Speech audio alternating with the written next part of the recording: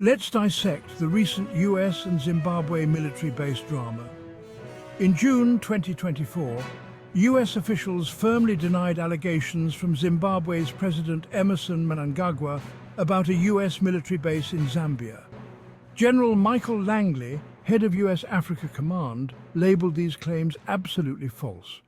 He clarified that the US's only presence in Zambia is a security cooperation office within the US Embassy. So, what's the real story here? Mnangagwa's accusations have stirred diplomatic tensions, prompting Zambia to seek mediation from the African Union and the Southern African Development Community.